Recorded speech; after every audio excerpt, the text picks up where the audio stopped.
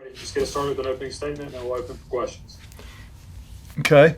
Well, let me start by saying how disappointed we were in the outcome of the game Saturday. As you look backwards for the week, I guess if you're in this business long enough, you're going to be on the receiving end of a gut punch like that in a football game. A football game that was incredibly proud of our football team, the way they competed, given the opportunity to host SMU, a very talented team. And I think Coach Dykes, I give him an awful lot of credit for the job that his team did Saturday and the way they continued to fight even when they were behind and had very little hope, and were able to score that final touchdown on the deflection. It was gut-wrenching because of just how much work this team put into it, how hard they worked, how hard they played, and really, I think the progress we're making as a football team, and that's been the battle cry ever since the beginning. We've got a new team. We've got a lot of players that have not played here. We've got quite a few transfers. We've got some freshmen that have played very little. Was trying to get everybody pulling in the rope in the same direction, and I feel like I love the attitude of this team. I feel like they're moving in the right direction, and they're getting better. I mean, unfortunately, we're a 1-2 football team after Saturday. You can make the argument that we're 2 plays away from being 3-0, but at the end of the day, nobody cares. I mean, you either win or you lose. And so there was plenty of opportunities. That game didn't just come down to a last-second Hail Mary. There were plenty of opportunities we had during the course of the game, whether that was to get a stop defensively, keep a drive alive offensively, eliminate the holding call at the end of the game when the ball goes in the end zone. You're in a one-play game like that, there's about 40 plays you could change and really change the course of the football game. So that's what makes it so hard. But as we kind of put this one to bed and get ready for North Texas, I think as I look back, there were a lot of great individual efforts in this game. I think, looking at it defensively, I think we made some progress. I was really proud of the way the defense played in the fourth quarter. They got a couple punts. They got a stop on downs. Gave us an opportunity to take the lead there in the fourth quarter. I think some of the younger players, I think Michael Clark stepped up and really had a big day at defensive end. I think Keevy Rose continues to improve inside. Really, Tyler Grubbs, you can't say enough about him each and every week as he shows up and just throws his body around and makes plays. I think Trey Baldwin continues to do some really good things. Was nice to see Miles Mason get into the mix. He's been out the first 2 weeks, and it was great to see him come back in last week and have an opportunity to get some plays. So I think defensively, I'd like to say that we're starting to get it. We still have a ways to go, but I'm encouraged with the attitude and the work ethic that they have right now, and that they're a proud group and they want to get better. On the offensive side of the ball, I've really been impressed with Austin Kendall. You have to continue to remind yourself he's only been in this offense for 2 months on what he's doing out there with people throwing everything they're throwing at him. I think SMU, obviously Jim Leavitt is an excellent defensive coordinator, and they came in with a plan, and I thought Austin did some good things, but in the second half, he threw everything at him, and I thought Austin handled it really well and did a really nice job. He had the one force on the interception. I know that he'd love to have that ball on a string and be able to pull it back after he threw it, but I think Austin continues to play well. I can't say enough about the addition of Marcus Williams and what he's bringing to our running game right now and the job that he's doing, and just the everyday professional attitude that he shows up with and the way that he works. Really proud of what he's able to do for us right now and the way that he's leading that tailback room. The offensive line continues to get better. And we've got some new receivers. Trey Harris, the freshman, who really missed most of camp with a hamstring, missed the opening game. To see him come out the last 2 weeks, I think he's gone for 100 yards or close to 100 yards the last 2 weeks. Really done a nice job as a freshman wide receiver. Sam Emulus, Jared Means, those guys continue to shine as new additions from last year. We came into the year and we're talking a lot about Isaiah Graham, Juwan Johnson's guys that have been here, but unfortunately because a little bit of the injury bug, they've been out, and these other guys have really had to step up. and I'm proud of what they're doing. Jacob Barnes steps in, hits another 40-some yard field goal to take the lead, to kind of secure the lead and put us up more than two scores, more than just a field goal late in the game, but he continues to do well. So I think there's some things to build on, but there's certainly some things that we need to improve upon as well. Getting into North Texas this week, we know we have a very explosive football team that's coming in here.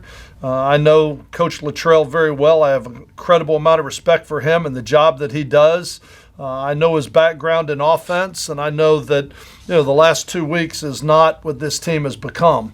Not what I'm used to seeing from North Texas. I mean, they are always one of the more explosive, higher scoring offenses in our league. They are very explosive with some of their weapons that they have. When you look at them on offense, I think their tailback is their fifth all-time leading all-purpose guy. I mean, we've played him, it seems like, for about 8 years now. The guy's incredibly talented, very explosive, can take a short gain and turn it into a home run ball in a hurry. He's got explosive talents and abilities, so I know what he's capable of. I think they've got two quarterbacks as they played both last week when one went out with an injury. I think both are very talented and have very strong arms. They have 4 returning starters on their offensive line, and they've got a very talented receiving core. I know that right now they're a very determined group, and I'm sure that I'm expecting for them to go into this week of practice and have a great week and come in here with the high-powered offense that I know not only they're capable of, but what they've done in the past. Defensively, they have I think it's probably their most improved unit. I've really been impressed with what they've done defensively. I know they gave up 40 points last week, but they had a couple short fields, especially early in the game. But I think it starts up front. I think their front four are as good as they've been at North Texas. I really like the two interior players. They're 308, 307 pounds. They're active. They don't sit them still. They move them around quite a bit. They throw an awful lot at you. Phil Bennett is their defensive coordinator. I think he's been a defensive coordinator at 9 stops like Arizona, Pittsburgh, TCU, Texas A&M. I mean, was the head coach at SMU when I was at East Carolina. Very familiar with Coach Bennett, the type of coach that he is, and everywhere that he's been. I think that was a huge hire for Coach Luttrell and the North Texas program. I have great respect for their talent. I think their linebackers are very, very active. Their 3 linebackers are their top 3 leading tacklers. I think they are very athletic in what they do, and they're very aggressive, and they're always around the ball. I think this is a talented team. They have an all-conference kicker coming back. They have a transfer from Kansas State punters averaging about 42 yards a punt. So, everybody wants to look at records of football teams. I think it's way too early in the season to look at records. I think you have to look at what a team is capable of.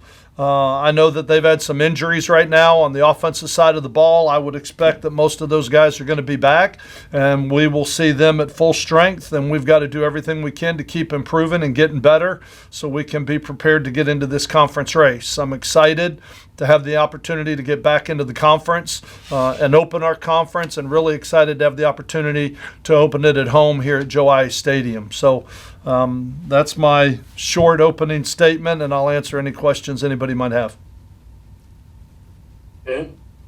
Coach, obviously a tough loss last week, especially in the manner that it went down late. Is there anything you might do differently either during the week or early on Saturday just to maybe wake your guys up in a sense and allow them to loosen up and just play the game? No, I thought we played pretty well from the beginning. It seemed like the defense started getting into a groove a little bit and feeling really good about themselves as the game went on. I don't know that there's something different that we can do to, quote, quote, let them play. I look at it, I thought offensively, I thought they played well the entire game offensively.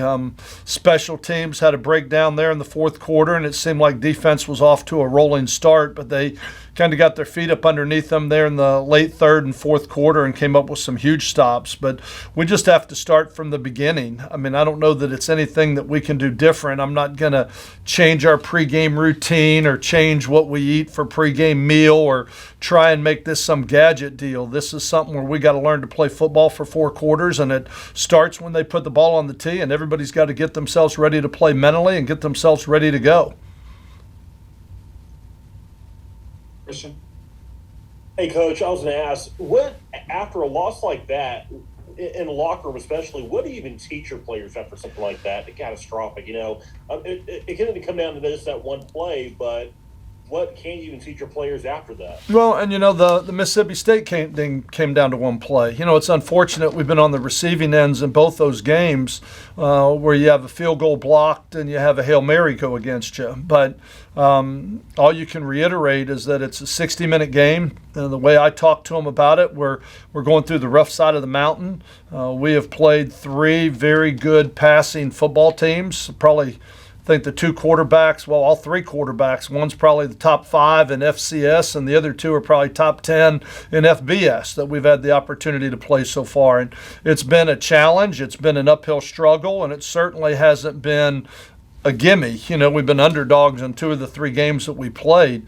So it certainly hasn't been a gimme. And what you do is you find out that you have to be playing at a really high level to compete against those type of teams. And one mistake can cost you a football game. And a mistake like the holding right before on the very last touchdown we scored was an unnecessary hold, and it was a fundamental breakdown that if he just takes the proper steps, he's never in that position. We had our opportunities on defense. Like I said, there were opportunities all throughout the day. We had a breakdown on kickoff return that let him start on our 21-yard line, which led to 3 points. I mean, I think that we can look at it and say that we all had our hand in this. I mean, there were calls that I could have made differently. There were different things that I could have done, and I have to look at myself as a head coach and start with that. But I think that's what we all need to do. Being part of a team and playing this thing together, this is not the time to point fingers, and sometimes when you have adversity, you learn a lot about yourself. What I expect from this football team, they came back, they watched the film on Sunday. Hard to watch, brings back a lot of painful memories and knowing how close you were. But I also think that it's a realization on what? We controlled so many of those things in that game that what you want it to lead, you want that pain to lead to not a pity party, and nobody's feeling sorry for themselves, and I don't want the I'm sorries, and man, that was so hard. Yeah, it was hard, but you know what? You wake up, you put your pants on the next day, and you go to work, and you got to roll your sleeves up and say, what do we got to do to get better? We're not cursed. The football gods are not against us. We've just got to do a better job in making the plays that we need to make, and we need to do a better job of coaches of putting our players in position to make those plays and helping them a little bit.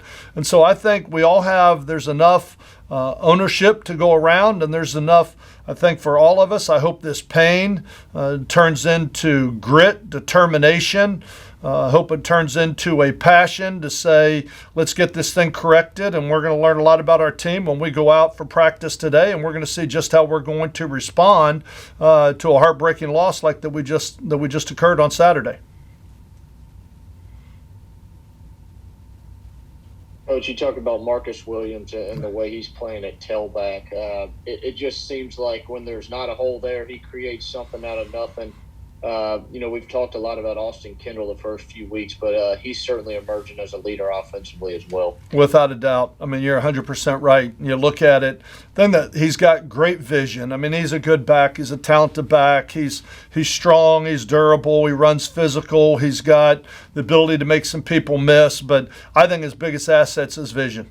I think he's got all those other intangibles we talked about. He's a phenomenal young man, but he's got great vision, and he understands he's not always trying to make the 40-yard run. So many times the running back's always trying to look for green grass and just where I can run around. In high school, I had the speed to run around everybody, and you do it in college, and all of a sudden you lose 5. I think he's got a really good understanding of hitting it when it's there, but when it's not there, he's got a really good feel of picking the soft spot in the defense and driving his feet forward. And you look look up and it looked like it was a mush play of no gain, and it's 2nd and 6. And I think that's one of the things great running backs do, and that's definitely something that Marcus is doing for us right now. I think he's playing really well. I'm really excited that we have him.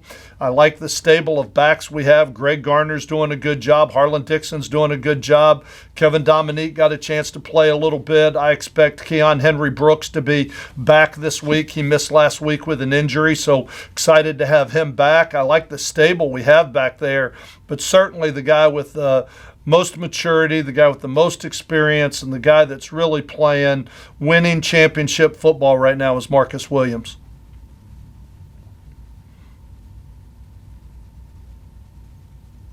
Anything else for Skip? Yeah, I got a couple things. My fault, King. Go ahead, Ethan. Hey, Coach, how you doing this I'm morning? doing good, Ethan. How are you? I'm doing well, thank you. So, Coach, coming off of last week's heartbreaker, what are you guys really looking forward to doing this week against North Texas, and what's the game plan that you have set in stone for your guys? Well, the game plan's to win. I mean, that's ultimately is why we put the ball on the tee. That's why we work so hard. We have got to stay involved in the process right now. And before we can win on Saturday, we've got to go win today. We've got to go out on the field today. We've got to have a great focused day of practice. We've got to continue to some of those fundamental breakdowns that I talked about, some of those pre-snap penalties, some of those things that put you behind the chains, some of the uncontested balls we gave up on defense. It starts today. I mean, we've got to go find a way to win today. You don't show up on game day and say, all right, here's the plan, you know what I mean? And this is going to be, no, it starts today with how we work. It starts with how we focus, how we prepare, what we do to get our bodies right after a very physical game with SMU, getting in the training room, getting in the weight room, making sure that we can overcome some of these injuries and tightness and stiffness that you get after playing in a very physical game. And then we got to go to work. We got to have a great Tuesday in pads. We got to have a great Wednesday in shells. Those are two very physical days for us. We do a lot against each other in those 2 days where we compete good on good. We gotta win on Tuesday and Wednesday. We'll walk through on Thursday and try and polish up some of the mistakes. We'll go fast Friday, where we go out and practice for about an hour and try and be crisp and sharp with what we're doing and gearing up for the game. And then we'll talk a lot about the mental preparations and what we need to do to get ready for the game. So playing a football game isn't just putting a plan together for Saturday. It starts in what your plan is for the week. And for us, it starts on Monday with our staff and our players' day off. And then it comes into today. So we're going to learn a lot about where our team is. Are we mature enough to put that loss behind us? I don't want to let SMU beat us twice. That game's over. It's in the history books. We can't do anything about it. We can't change it. We can hurt over it. We can do all that, but we're not going to sit around and have a pity party. We had 24 hours to digest it, to own it, to look at the things that we could have done to change it, and then we've got to put it in our rearview mirror, and we've got to start going forward. Right now our focus is on North Texas. And, Coach, you guys are the overdogs this week once again, coming back off being another underdog. What are you telling your guys about going into a mindset and not having the same thing that happened at home last time you guys were the overdog and taking someone for granted? Well, I think the biggest thing for us is that we need to play to a standard against ourselves. We're not, I say it all the time, the team gets tired of me saying it, but it's a nameless, faceless opponent. We've got to play us. We've got to get to the point where we can execute what we want to do, regardless of who we put over there. And we can't have one preparation because people don't believe in us, so we're going to try and play harder. I mean, that's part of the process of building a program. You got to learn how to compete, then you got to learn how to win, and then once you learn how to win, you got to learn how to handle winning.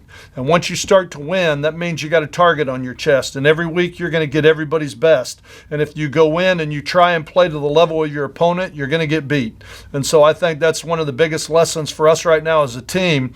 Regardless of who we play, regardless of underdog or overdog, we got to find a way to go out and we got to go compete at our best. We only have 12 of these, 12 Saturdays out of 356 days in a year. I would think on 12 Saturdays we can be focused, dialed in, passionate, gritty, determined, energetic with what we're trying to do. And so I think right now it's more about us and the way that we prepare, not only physically but mentally as well, getting ready for a battle regardless of who we're going into. And I think last time we maybe overlooked somebody. We almost got bit in the hind end for it. And so hopefully hopefully we learned a valuable lesson from that, and we can come out and we can play at a little bit higher level this week than we did last week, because that's the process of the 12-week season. Is we just got to keep getting better, because we have talent. We have the ability to be a pretty good football team.